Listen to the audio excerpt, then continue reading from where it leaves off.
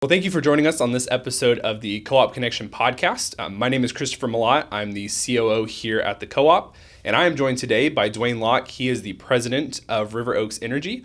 Duane, we're very excited to have you here today. I'm glad to be here, Christopher, and thank you for inviting me. Of course. And I know that we have a lot in store today, especially in the world that you live in. Yep. I know that there's a lot of questions. Yeah. There's a lot of things going on. So let's start off very basic. Okay. Why don't you just talk to me and our audience about who you are and your background, and then maybe how River Oaks started and what's the goal of River Oaks Energy? Okay, I'll be glad to. Thanks for the question. You know, I started out as a very young person trying to understand customers, and I'll tell you a little bit about my background. I grew up on a farm. Most people don't know that, and kind of surprised by the fact that I grew up on a farm that had 10,000 chickens and 2,000 roosters. And it was a working farm where we grew vegetables, and as a young child, we would peddle those vegetables, and peddling is selling, going door to door, where I learned how to treat customers, quite frankly. Absolutely. And I knew the value of what it means to stand by your word, and your word is your bond to your customers. And I learned that from really age 10 all the way up through an adult. And so I went off to college, and my first job out of college was at Xerox. So I stayed at Xerox for 10 years. And then in the mid-90s, I got into the energy business. And so my first stint into the energy business was at a regulated electric company called Kansas City Power and Light, where we had 700, 800,000 customers, and I was the head of the retail division where we came in contact with customers every day. And so I got a great appreciation for how to treat customers in the regulated world and what it meant to provide great customer service, because one of the big responsibilities of an electric company is to satisfy the customer and to make sure the lights are on when they're supposed to be on. Absolutely. And when they're not on, you have good response for it. So that's how I really learned the utility business was there. And then I transferred down to Dallas to work at TXU Energy. Okay. And so there I was in management, senior management, as I was in Kansas City. And so I expanded my knowledge from regulated world to deregulated world in 2000. Okay. And so I spent about 4 years over there, and that's where I really got my teeth cut in what it meant to be in a competitive electric environment. And so from there, I started this company called River Oaks Energy, and that was nearly 21 years ago. Wow. And so we've been at this a while. And so also on a personal note, outside of the energy business, I am also a veteran. Yes, you are. I spent 4 years in the United States Marine Corps, and I'm very proud of that. Absolutely. And I also serve the state of Texas because there's a statewide commission you probably have never heard of, and most folks haven't. It's called the Texas Commission on Jail Standards. And those are 9 positions that the governor appoints to regulate and oversee the 248 jails in the state of Texas. So I interact with sheriffs and judges all the time about their jails, and I'm one of the 9 commissioners. I'm going into my 7th year doing that. So I've kind of had a broad experience trying to give back to the community, trying to do good things in the electric business. And there's one other organization that I'm a part of. It's called Volunteers of America, which is a ministry. And that ministry serves the most vulnerable people in Texas. And I'm a board member there, and we serve veterans, we serve homeless, we serve people in need of food, and so I'm very proud to be a part of that organization as well. Yeah. So that's just a little bit about my background. Well, we appreciate all of your service, just from being a veteran for this country to just all the things you're doing right now. It's definitely admirable. Thank you. So I think just hearing all of that, I think maybe the first question that our members might get, energy brokers are everywhere. Yeah. And there's people that claim, well, I know the energy market. I know what I'm doing for you, or I can do whatever. What are some things that you feel like separates River Oaks from maybe another energy broker that somebody has heard about or they're dealing with?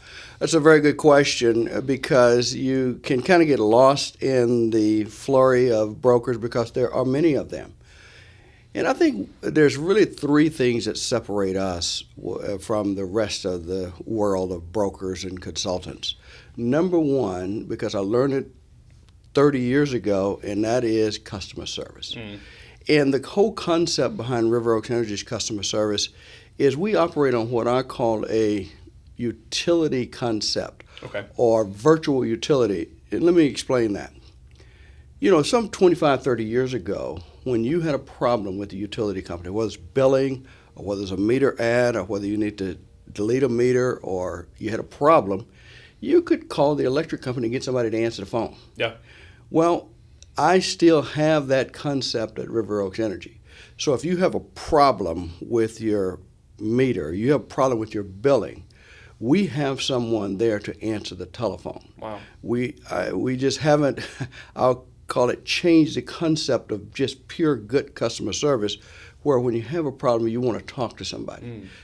We're the type of organizations you can call and talk to somebody and get your questions answered, because I think the vital part of being in this business is providing good, solid customer service. Absolutely. That is a rare service today, but it's one that I think that you have to have a solemn promise to the customer that if you're going to do business with them, you have to provide what you say you're going to provide, which is service. Because at the end of the day, the customer has no choice once they make that connection. They're kind of stuck with you doing that term. And going back to my old farm days, where your word is your bond, your statement and your commitment is what your reputation is.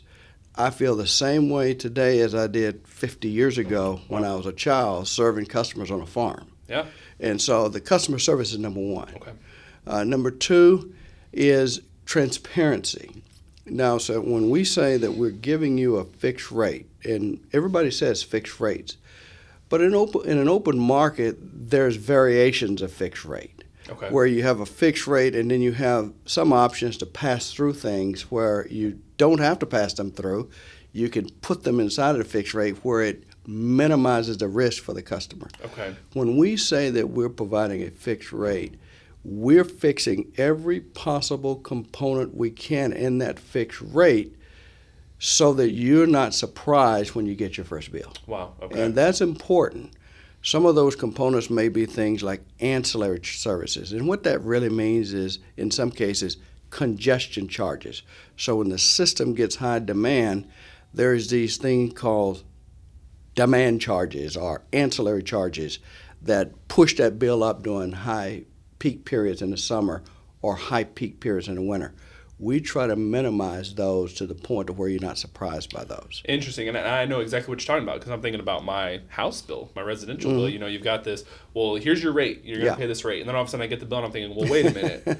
There's the rate, but then there's these different charges that I'm having to pay. And so you try to make it simple to where nobody's caught off guard by what they're doing. That's right. And there are some things that we can put in that fixed rate, and there are some things we can't. Now, sometimes when you're trying to compare rates with somebody else, someone else may come across as appearing slightly lower than the rate we're providing. Makes sense. And the word of caution would be, look out for those kinds of things, because there may be that variable ancillary charge that's passed through you at a later time. Okay. So we try to explain those kinds of things, and we try to be very transparent with the customer that fixed rate is fixed, and not one of those things where it's fixed up to a certain point and you pay for the pass-through charges.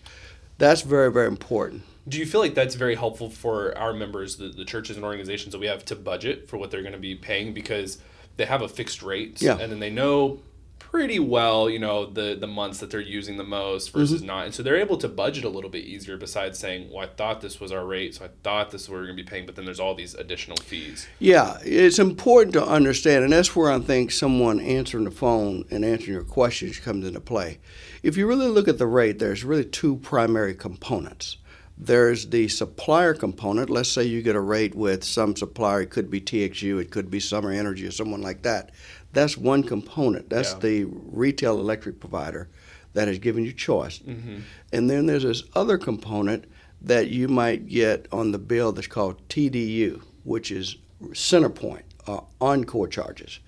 And what we have realized over the last several years is those regulated charges coming from CenterPoint and Encore have risen dramatically. Yeah. So when you see your bill and you say, gosh, I thought I was going to get a savings, but I'm actually paying more, it could very well be because the regulated charges have gone up so much over the last several years. Wow. And that is something that is regulated by the Public Utility Commission, that they've gotten approval to pass those charges through to you. So it's important to understand the distinction Absolutely. between the two. Yeah. And so those are the kinds of things that we're able to explain to customers when we have them on the phone.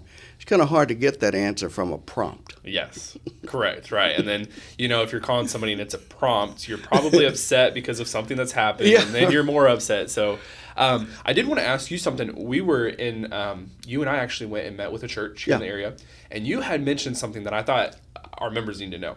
You had mentioned the language of blend and extend in contracts that you do. I think this is phenomenal. Definitely something that should set you apart from others. Walk us through. What's a blend and extend that you... That's a very good question, a very good point you're making. Blend and extend says, let me give you an example, Christopher. If you were to sign a contract today at 7 cents a kilowatt hour, fixed for 5 years, and let's say we get 6 months or a year or two down the line, and you're in the middle of that contract and the market has fallen by 20%, and you signed up at 7 cents, and you don't have that language in your contract. Blend and extend gives you the ability to negotiate, or gives us the ability to go back on your behalf and negotiate with that supplier to blend down the rate to reflect more accurately what the new market is. So it may not blend down 20%, it may blend down 10, it may blend down 8. But it's a real good opportunity for you to get a lower rate going forward. Yeah. So it's blending the old market with the new market, essentially is what it's doing, and extending the term. That's what blend and extend in is. And that's another big point I want to make about what we offer that most don't, because all retail electric suppliers do not offer that. Wow. And so when you get someone and you sign a fixed rate, it is very important to know whether that language is available to the customers. Now, I will tell you, in my experience, retail electric suppliers are very selective on who they give that to. And so we've been able to get it for most of the members that we've signed up with through the church co-op. We've been able to get that over the last year, 15 months that we've been working with you all. But unfortunately, for some that haven't gone through this service, they may not have that option, because I know the retail providers or reps that offer it and the ones that don't. So that language is very, very important, particularly in our market, because we have I'll call it unpredictable, volatile market. For example, and we'll talk about this, I think, a little bit later. If you look at the rates back in April, and you look at the rates today, September the 17th, rates are 28 and 30% lower today than they were back in April. Now, that's where blend and extend language comes into play. Because you can now blend that rate down, whereas if you didn't have that, you're just stuck with it. That's what I mean. So if you want to compare that outside of this business, it would be the first cousin, I'd say, to refinancing a home. It's the same concept. Yeah, that's great. I think that's perfect for our members to hear, because it's such a great service that you provide to them. And I'm sure you've gotten this a lot. Well, what happens if the rates come down? And in your world, they're always fluctuating. I mean, it's like you said, April was 5 months ago, and you have a 30% decrease, and who knows? I mean, things change. So I think that's great. And you actually kind of segued it perfectly for me. You're kind of taking over my job here. No, not the intent. I couldn't do your job. No. So I was going to talk about this aggregation that you're wanting to do.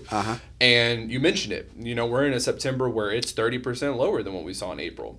So walk our members through, what are you looking for in terms of this aggregation? What do you want our members to know about what you're trying to accomplish here in the next couple months, so that the future of our members, they're able to financially save during this time? Well, let me, I think it's important to give a little bit of background on this, because it's important, because I learned much of this during the time I was in the electric utility. So, 30 years later, it pays to have worked in the utility because I was very familiar with how the whole system worked, and power plants, and what plants are good, and what plants are low, and which plants are high.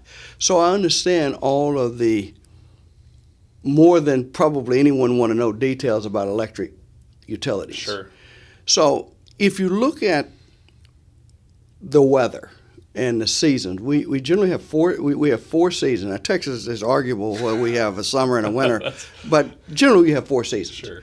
But there's something in the middle of fall, and there's something in the middle of spring. We call that period shoulder months. Okay. And so shoulder months in Texas would be, say, September and most of October. The reason we called it shoulder months is because the weather is very nice outside. It's not hot. It's not cold. It's usually 80 degrees. Sure. And it's sunshine and it's beautiful.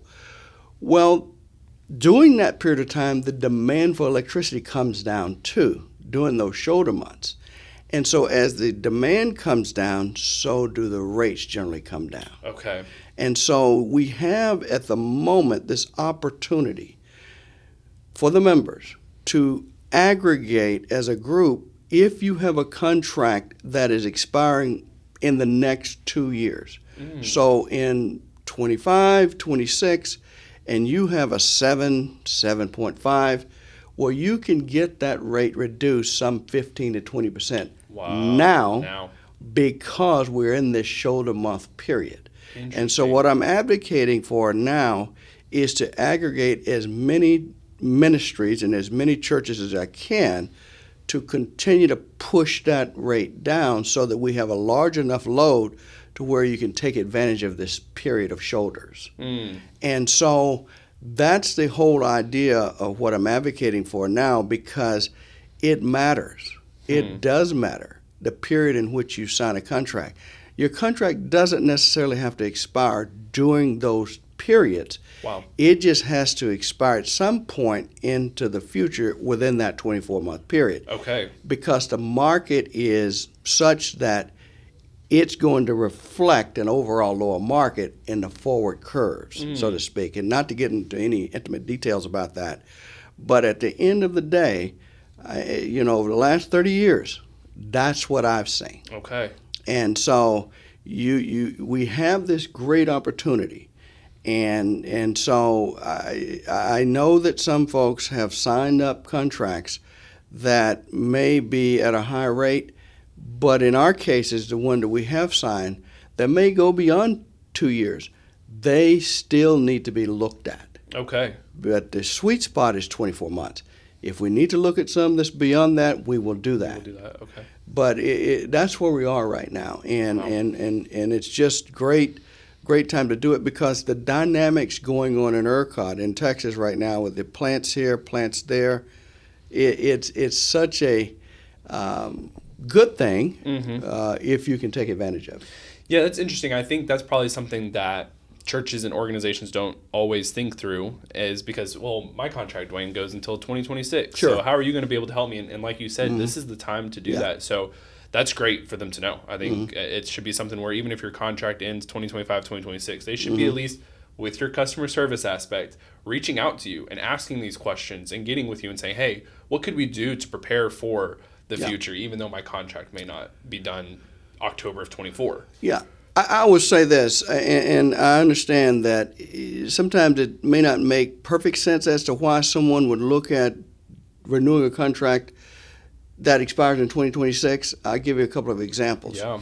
And I'm not going to give any particular names, but we have customers in a certain group that have 2 and 3 contracts going at the same time. Okay. Now, they may not be active, but they're on the books. So, for example, we have had customers and still have customers that signed contracts in 2021. Okay. And they turn right around, that goes to, say, 2025. Well, they signed a new contract in 2022 that goes to 2029. Okay. And we call those pancaking or back-to-back contracts. Okay. It doesn't disrupt the current contract, but it locks you into a lower rate for the next period. Gotcha. That's really how you take advantage of an open market because you have the option when it's available to lock in something lower today without disrupting what you have. And I do not advocate whatsoever anyone disengaged with the contract they have. I would advocate against it. What I am advocating for is to take advantage when you can lock in a good savings for a contract that may start some forward. Wow. And this is something that you and your team, with your great customer service, can walk people through. And just make sense of, because, thankfully this is why we do this podcast, is there are things that people think, okay, well, you're just here to help me with my energy, but there's so much more. And so if I have a question, why should I not pick up the phone and just say, hey, let me ask these people and just get some thoughts on what they're thinking through for the next couple of years? Yes, and I will tell you this, over the last 21 years, and I was looking at some numbers yesterday before I came down here, over that period of time, we've saved customers tens of millions of dollars in the commercial space.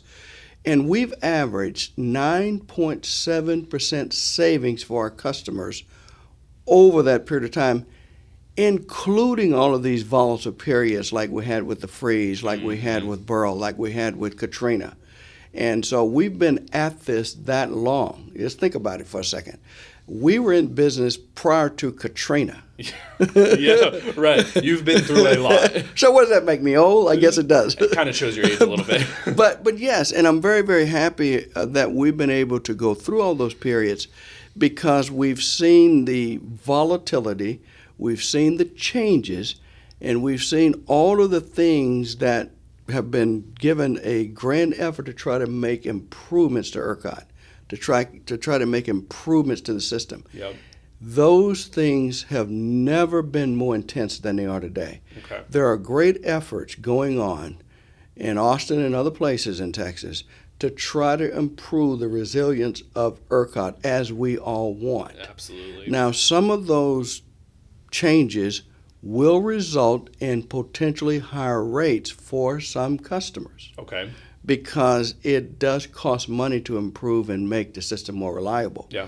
But at the end of the day, you need someone that is smart, that is savvy, that is paying attention to it, that's their full-time job, that can help maneuver you through to the next contract and the next contract. And that's what we do. Wow. We don't do anything else. This is your life. I don't want to do anything else. That's right. And so at the end of the day, we're very, very excited and happy about the fact that these possibilities exist. Okay. Because we're just going to pass on that knowledge and that skill and that know-how to the members. Wow. To improve their ministries in hopes that they can save enough money to where they can add a staff person to help them in their ministry to do good work. That is exactly what we love to hear. I mean, that's our desire here at the co-op. This is we want to pour back into the ministries that are part of our organization, and we want to partner with a vendor like you that get that and that want to do the same thing. And it's just like you said, imagine somebody saves enough with you, and it's not for everybody, but they save enough to hire a part-time or full-time staff position to help pour back into their ministry. It's phenomenal. Just yesterday I was talking to a ministry, and we were back and forth on contracts. Okay. And and I understand that. And finally we got on the phone and got some discussion going. As it turns out, the alternative choice they were going to make would have cost them $95,406 more per year. Wow. Now think of what you could do with that money. Wow. So they ended up signing a contract to avoid paying that cost, but that's really our objective. Okay. Our objective is to help the ministries, help the members save money. Wow. So that you can pour those dollars back into your mission. I get it. I mean, keep in mind, I'm the chair of the board of a ministry. Yeah, absolutely. I understand what you're trying to do. Yep. And I understand the importance of what we're trying to do. I'm all in on that. Wow. That's great. And so if I'm somebody that is listening to this, I'm thinking, man, Duane, I have a contract that goes till 2028, and I don't want to wait till then, or I wish that somebody would come alongside me like you, but I'm stuck with X, Yeah. Y, and Z. Is there a way that you can help our members that maybe it's not time for a new contract, but you could still be an advocate for them? Is there a way that you do that? Yes, because I think what we need to do with someone that's got a contract, and we have other customers that goes to 28 and 32. Yeah. Just yesterday, a lot of things happened yesterday, but another customer that signed a contract during the COVID period where rates were very low, and they're coming off of a low 4 cents a kilowatt hour rate, which is very good, which I know some of your members are in that category. Sure. Well, we did a presentation and showed them where the market is projected to go in the next 5 to 7 years. And it's going to be some up and downs, mostly up. And so we were able to secure them in a forward contract. Their contract doesn't expire till 2027 either. Okay. But we were able to get them into a new contract in the 5s. Now, it's a higher rate, but at the end of the day, they were happy with that because by waiting, it was projected they would pay about 7.5 cents, and we were able to lock something down in the 5s. That's great. So I'm not saying that anyone should sign any contract that expires in 2028 if they own a 4.1 cents a kilowatt hour. Right. What I am advocating for is everything needs to be looked at. Okay. And everything needs to be constantly evaluated. We use the forward curve models to see what is projected in ERCOT so that we're always on top of it. Wow. If you're waiting until it's close to do it, it's probably too late. Too late. Because like you said, I mean, April to September, 30%, whether it's up or down, things change. And so you don't want to get right up to the end and then all of a sudden you're upset. Right. We might look at it now during this shoulder. Nothing could happen. Okay. We might look at it again at the next shoulder, which is March. Maybe nothing happens. Okay. But it's important to constantly be evaluating that because this market is continuing to change and it's continuing to offer opportunities, but it's also risky by doing nothing. Okay. And so I'm proud of the service because at the end of the day, that's a service that you need on your side to take advantage of something when it shows up. It's unbeknownst to you. It's unbeknownst to you if you don't look at it. It just needs to be constantly looked at because your usage change, your patterns change, and all of those things affect the rate. And so we're constantly pulling new usage. We're constantly pulling new patterns. And so that's important to look at. We're constantly trying to do aggregations. So it doesn't necessarily mean you have to act. It just means that you have to be behind the scenes with somebody, and I advocate for us, that we're advocating and being active for you. Wow. That's great. And we put the information in front of you, and we go from there. Yeah. And I think at the end of the day, I just know that process has worked. Because one of the most important things I think the member needs to know is the rigorous process we go through to vet suppliers and the rigorous process we go through to scrub the numbers and to make sure the contract language is in your favor. That type of analysis takes time and effort. And that's what we are able to bring to the table. That's great. That's great. So, Duane, I think something that'll be great for our members to hear is you will be joining us at our upcoming Texas Ministry Conference in February. February 18th, 2025. And all of these things that you've explained are great. But you have mentioned to me that there is something going down in January that will affect everybody, really. And you're going to be talking about that. Is that correct? Yes. And I'm glad you mentioned that, Christopher, because just to recap, the Texas legislature, as everyone knows, meets every other year in odd years. So January 2025 will be the start of a new legislative session. Okay. And so one of the important aspects of the legislature coming together is because we're still going through what is a market structure change. We've gone through one phase. There's a second phase that's going to be coming after this next legislative session, Okay. the legislators will weigh in on certain key components of that new structure that will be implemented sometime in mid to late 2025 after the session closes in May.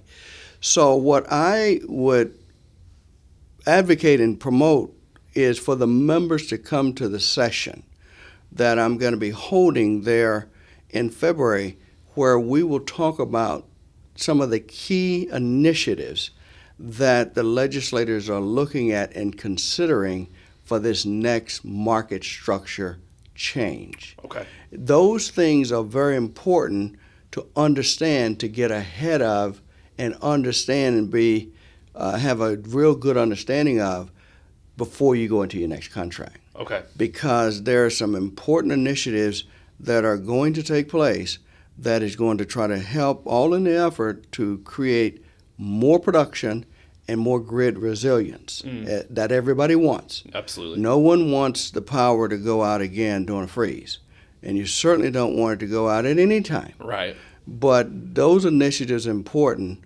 Like, for example, there's an initiative that was passed in the last session, which was the funding to supply for dispatchable generation. You've heard that term before. And one of the things I will be touching on is this whole idea of what is dispatchable generation. Okay. That is important for you to know, because at the end of the day, it's a good thing from a grid reliability perspective, but there are other components about it that you need to know. It's not going to be a long discussion, but it's going to be an awareness discussion. That's great. And those are the important things I think you need to know. And there'll be 3 or 4 main points I think you will find valuable as you go about running your ministries. Okay.